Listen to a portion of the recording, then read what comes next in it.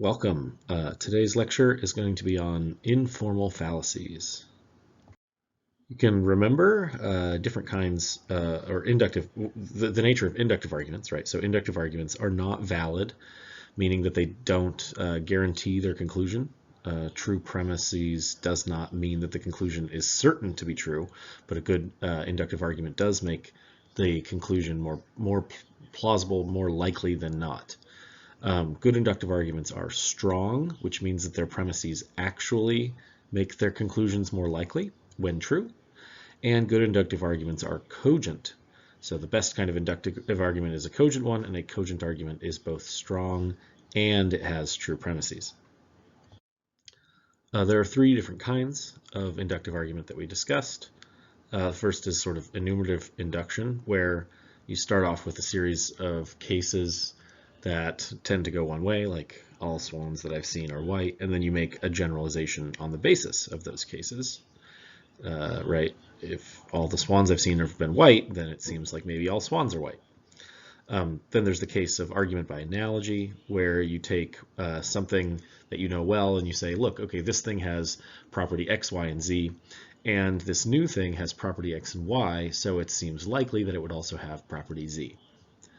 And then finally, abduction or inference to the best explanation is the kind of argument where you compare all the possible explanations of a particular phenomena, and then by a certain metric, like whether or not it coheres with all the other things you know, or whether or not it has more evidence than not, you can determine which explanation is actually the best one. The kinds of inductive arguments that tend to fail often tend to do so for three different kinds of reasons. Sometimes even deductive arguments fail for these kinds of reasons, but we're looking mostly at inductive arguments. And the three different kinds of reasons are basically located in issues with the premises. And the three different kinds of issues that the premises might have are that, in the first place, they might be unacceptable in one sense or another. In another case, the premises might be simply irrelevant to the conclusion of an argument, or the premises might be insufficient for showing that the conclusion is actually likely. First, let's discuss unacceptable premises. You might think of this as a form of argumentative punting.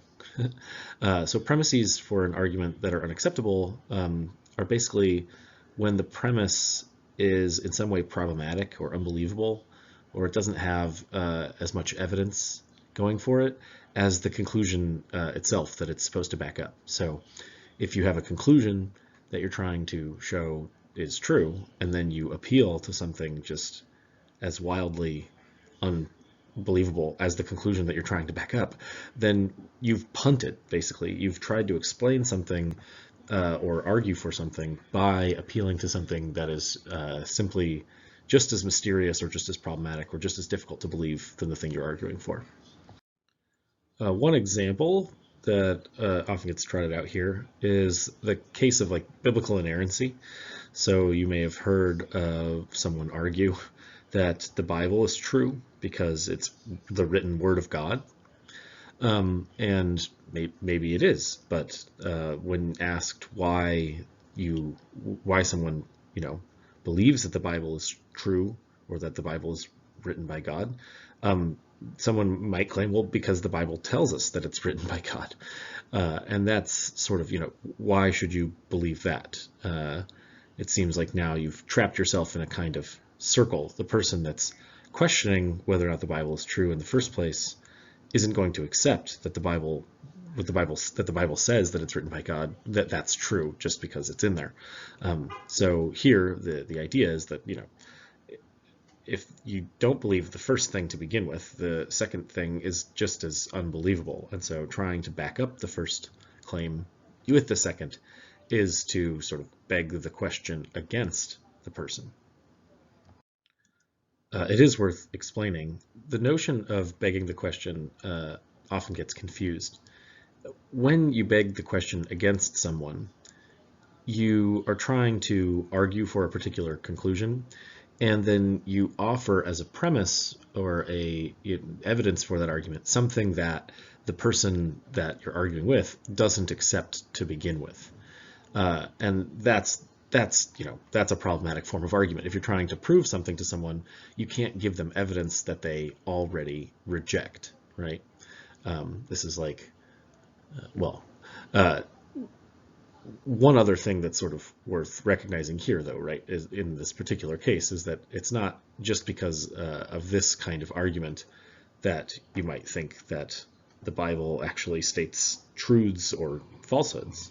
There are other claims that are worthy of consideration, like historiography and questions of who wrote what, when, and why, that could, lead us to think, oh, okay, yeah, this part of the Bible is true, whereas to other parts, maybe more difficult to believe that.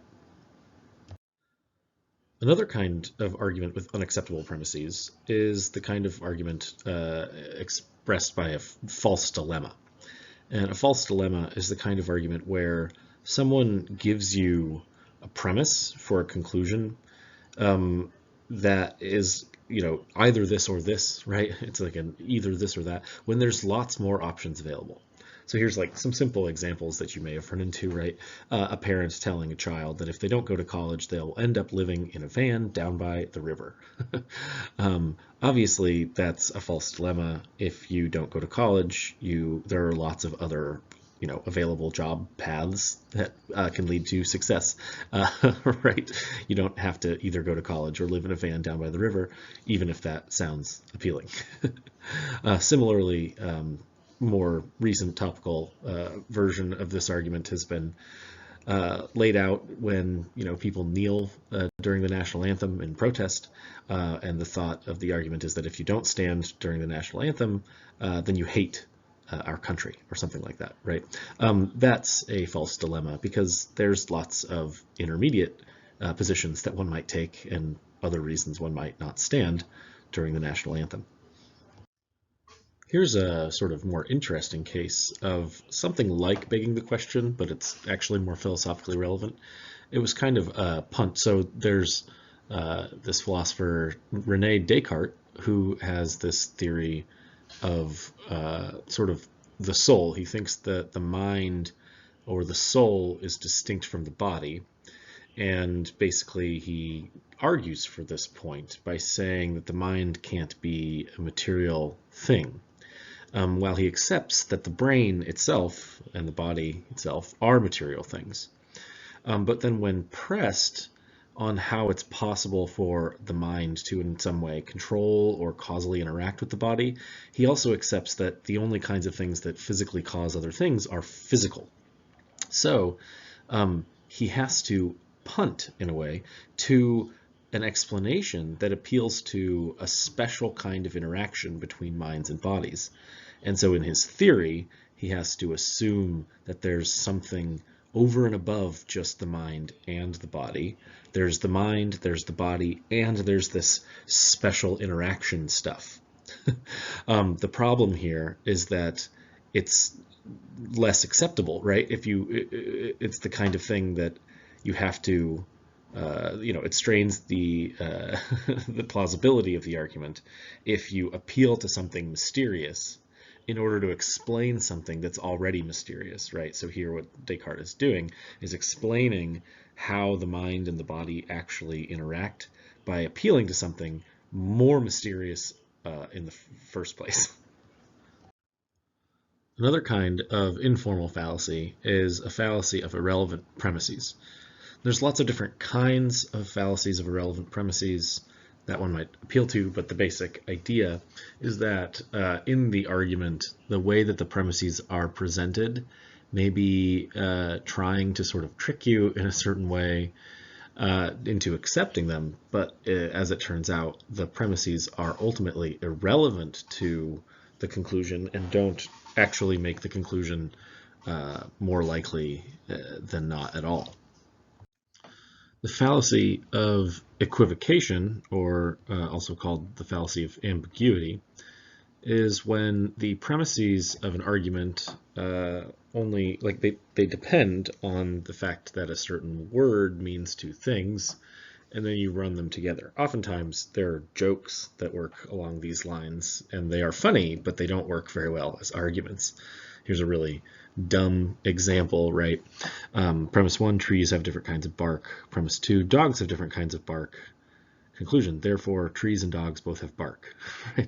Of course, here we're running on the different meanings of the word bark to get the first two premises to come out true, and then we're equivocating between the two meanings in order to support the conclusion. Most arguments are that use equivocation are much more salacious or sort of difficult to spot than this, but this one is sort of an easy example. Two other common kinds of informal fallacy are the fallacy of composition and division. Under this type of fallacy, oftentimes what is true of the whole is assumed to somehow apply to the parts, or vice versa, right? So in a fallacy of composition, usually you say something like, look, all of the members of the Supreme Court are hungry, so the Supreme Court is hungry. I mean, that's like a joke, right? Because it's not possible for a court to be hungry. But you can understand like what I'm saying here, right? But if you were to use this in the form of an argument, you might run afoul of the composition fallacy. Similarly, for division, right? Just because some large thing has a property does not mean that each of its parts has that property. So, for example, suppose the energy company has been found at fault for the electrical fire that's caused by the down power lines. So, you assume that each of the employees is somehow worthy of blame for the damage caused. Now, that seems ultimately just problematic as an argument. There might be some employees that do deserve blame, but each of the employees, like you can't go from the entire company is at fault to each individual that makes up the company is at fault. An ad hominem fallacy is when someone appeals to some kind of property of the person making the argument in order to somehow try and show that the argument is false, implausible, problematic in some way. A sort of example of this was Donald Trump during the presidential debates called Hillary Clinton a nasty woman, and then tried to imply that because of that her views were unacceptable or something like that. Now this kind of happens often just because someone has a character flaw, even if they do, right? If someone has been to prison because they committed some crime, and now they're making an argument, right? They're arguing that people should have the right to vote. And you say, like prisoners, maybe they're arguing prisoners should have the right to vote. And you say, well, you committed a crime, so I don't have a good reason to believe you. That would be a problematic version of an ad hominem argument. You're just maligning the person as if their argument doesn't even matter anymore. The genetic fallacy, or the fallacy of origin, is when you reason that something is true simply on the basis of where it comes from. So take the sort of recent case that just because some claim comes out of the CDC means that it must be true for treating COVID, right? So initially the CDC gave a bunch of mixed messages on the effectiveness of mask usage at the beginning of the pandemic. That is, just because the CDC says it doesn't always mean necessarily that it's true. So you have to be careful about just because something came from somewhere doesn't necessarily mean it's true. You need to actually check the reliability of the information itself. Akin to the genetic fallacy are a number of fallacies where one appeals to something in order to back up a claim. Now, each of these, again, is a fallacy where the premises are ultimately irrelevant to the conclusion because the thing that is appealed to doesn't actually mean or make the claim at interest true. First, we have the appeal to authority, and I have a picture of Joe Rogan, sort of as a joke, right? Because people tend to appeal to people that are authorities in order to back up some claim. And this is actually acceptable more often than not, as long as the person is actually an authority on the claim, right? So you might say, like, hey, 9 out of 10 doctors recommend this drug for treating this disease. Well, that seems like you're appealing to an authority, and that seems like a good one. But if you appeal to, Joe Rogan for medical advice, well, he's not an actual authority in this case. Maybe he's talked with authorities, but that doesn't mean that he's an authority. So appealing to what he says is not a good a good reason to believe something. Similarly, appealing to the masses. So we've got this sort of restaurant scene here.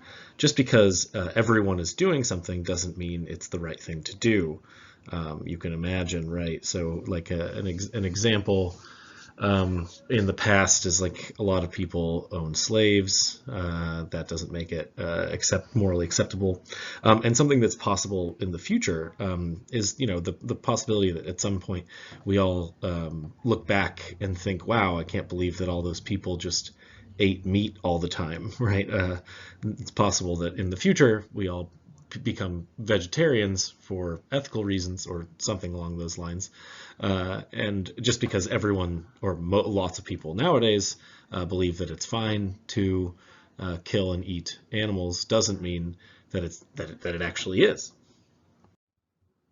Two other forms of appeal fallacies, or sort of one is appealing to a form of tradition here, right? So just because the Catholic Church has operated in the same way for a very long time doesn't mean that they have some sort of authority over certain kinds of statements.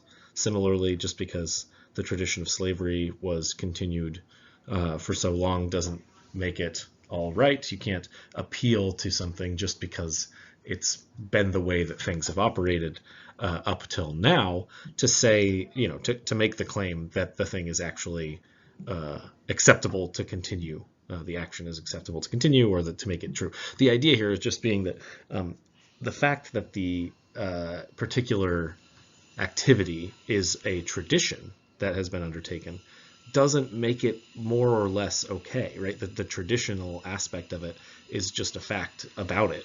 It doesn't add anything to an argument that's, saying that like slavery is fine, right? Appeal to ignorance is another kind of appealing fallacy, but this one works in two different ways. You might appeal to someone's lack of proof so that, by saying like, hey, look, you can't prove that God exists, and so there must be the case that there's no God, right? No, the lack of evidence, the lack of the ability to prove something doesn't mean that thing doesn't exist, right? Similarly, you might appeal to the lack of disproof, right? You might say, look, you can't disprove, you haven't been able to disprove that Bigfoot exists, and so he must exist. Like neither of these cases, just because we are ignorant about something doesn't mean that doesn't lend support to these kinds of conclusions. Mere ignorance is not a good reason for believing something or disbelieving something.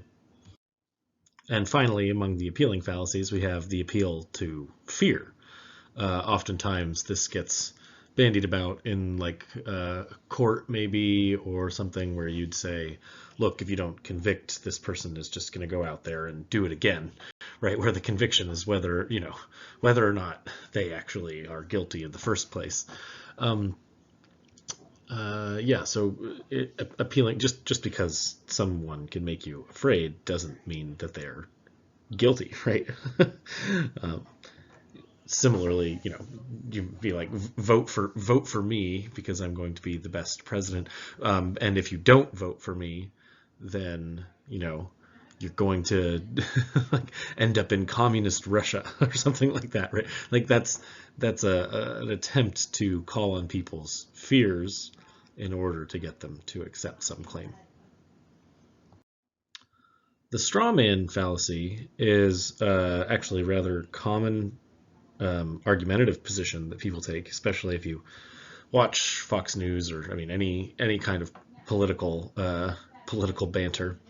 And what happens in a straw man argument is that someone sets up a kind of easy position for their opponent that they can knock down, right? So what they do is they kind of falsely paint their opponent as holding to what is usually seen as some kind of obviously problematic view, and then say, hey, okay, that thing is, so and then they just, blast them for it.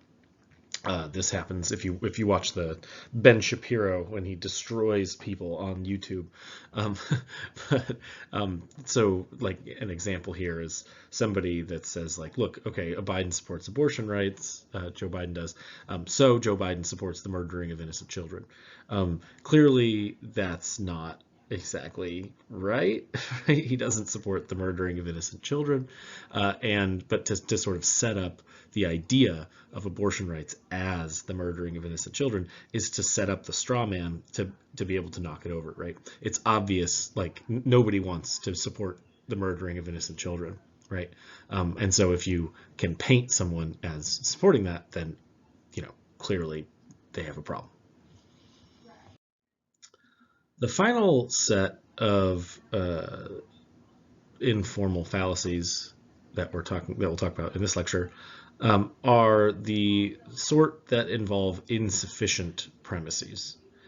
Now, previously, so irrelevant premises are cases in which the premises don't actually sort of lend any credence to the argument because you're sort of appealing to something outside of the scope of the argument in order to try and garner support. Whereas insufficient premises, usually there's something in the vicinity that's sort of right, but the premises that are appealed to are insufficient to sort of actually show or prove or make plausible or make probable the conclusions that they're supposed to be supporting. The hasty generalization we've talked a little bit about previously. It's sort of the most obvious form of insufficient informal fallacy, insufficient premise for inductive arguments. So remember like the case of seeing 1,000 white swans, and so making the claim that all swans are white. Well, ultimately, that would be a hasty generalization, just assuming that there's millions and millions of swans in the world. So having seen 1,000 doesn't give you a sufficient number of cases upon which to make that claim, right? So because, and then ultimately the claim that all swans are white is false because there are black swans. When you make a hasty generalization, you just make a general claim. You claim something general on the basis of a small number of cases. If the number of cases is too small, then you've done it. You've sort of gone too fast in making your generalization. Now, it's worth pointing out that weak inductive arguments are acceptable. Remember, a weak inductive argument is an inductive argument where the premises don't make the conclusion likely. But more often than not, weak inductive arguments, they're not, like, as long as the premises aren't irrelevant to the conclusion, they do lend some support, right? So for each individual swan that you see that's white, that lends some support to the claim that all swans are white. Right, and then it's just the fact that one black swan that you see all of a sudden goes the other direction.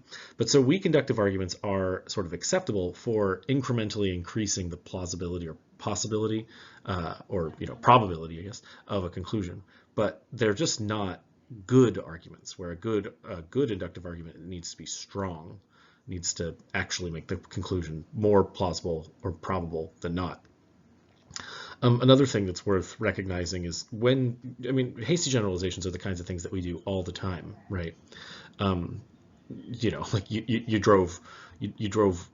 bought a Ford and it broke down on you a bunch of times, so you all of a sudden think, Fords are bad cars. Well, you don't know that because you only had one example, and you might have just gotten that one bad car. But we can, while we do reason this way quite often, there is sort of a move that you can make that takes you out of reasoning poorly and into a more, relatively good realm, where you move from thinking, in the generalization, like all to most, right? So maybe instead of thinking all swans are white, you could say, oh, well, most swans are white, right? That lessens the claim. It's still a general claim, but it's not as strong of a claim. And then, if you realize that you're still making a hasty generalization because your claim is based on too small a number of cases, you might move from most to, well, at least most around here, right? And that's how the people should have reasoned initially in the swans case, right? They shouldn't have thought all swans are white. They should have thought, well, all the swans around here are white. In cases of reasoning by analogy, you can run afoul of having a bad analogy, right? Having a bad analogy is just when you try to compare two different things, but and then and when you're claiming, oh, this further thing, it's likely that the thing that I'm comparing it to also has this further property. Well, it depends. You can always find things that are similar between two individual objects or actions or something like that. However, you also need to make sure that the differences between the two things aren't insignificant, or are insignificant, right? Aren't significant differences. So, like, for example, the ancient aliens hypothesis.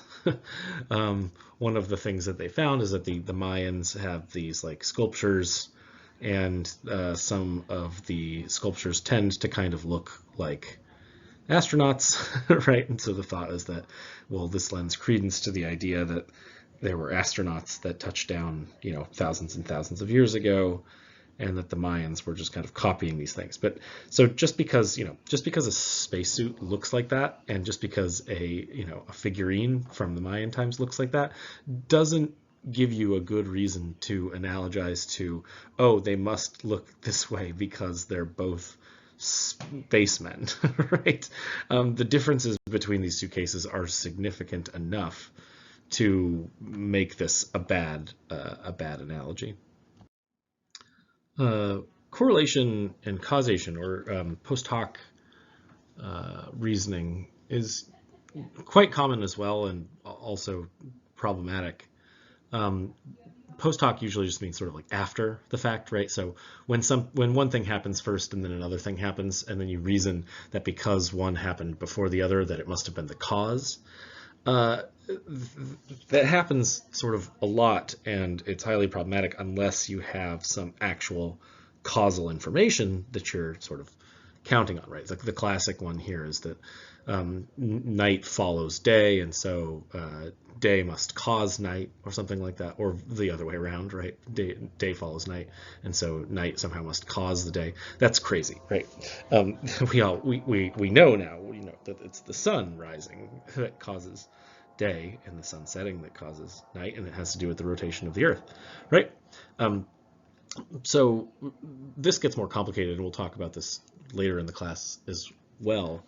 But there are lots of different instances of correlation taken for causation, and forms of reasoning that get bandied about along these lines. So take, for example, the gambler's fallacy.